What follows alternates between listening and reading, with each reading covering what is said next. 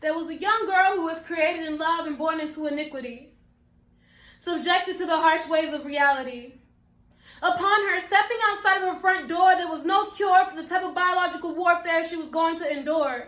As she lies down in a field of bodies, her insides are rotting. The times that she spent riding bikes, flying kites, playing with Barbies, and having tea time parties are now spent with late nights, riding pipes, and playing with real-life action figures at private after parties.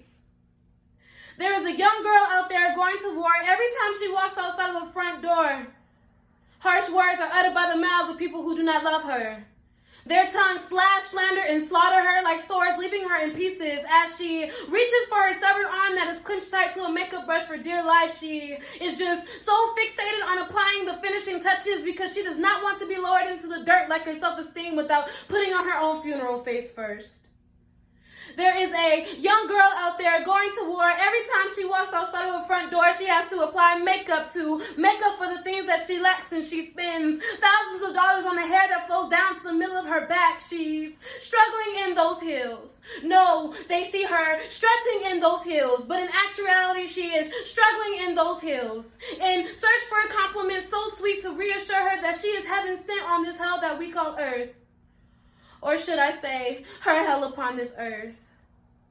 Fighting the fight on her own. Every time she leaves her home, she has to hide the bruises that her husband beats upon her face, so she beats her face so he will not end up as a prisoner of war behind bars. Now the mortician is analyzing her battle scars. There is a young girl out there going to war every time she walks outside of her front door. Her exquisite and divine curves are accentuated with her choice of armor for the day.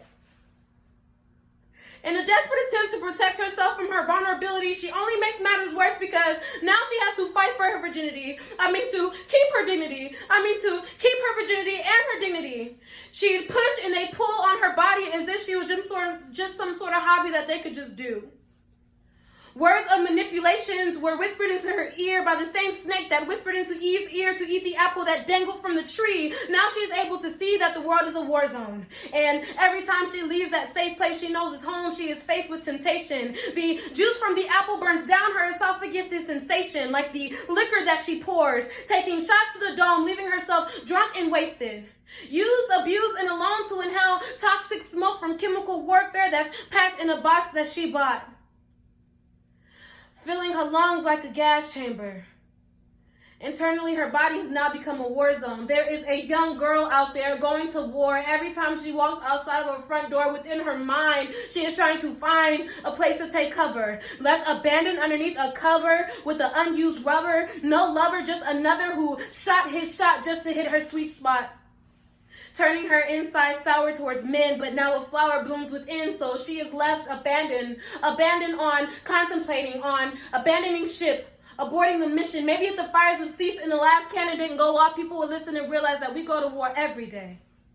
And that's the reason why we pray to make it through this battle, because as we live life, we fight a fight, and those who have passed away are fallen soldiers in more ways than one. We are not done. If you are alive today, it's because you won the battle of yesterday. Today is a new day. The war has already begun, and tomorrow you may live to fight another one. Thank you.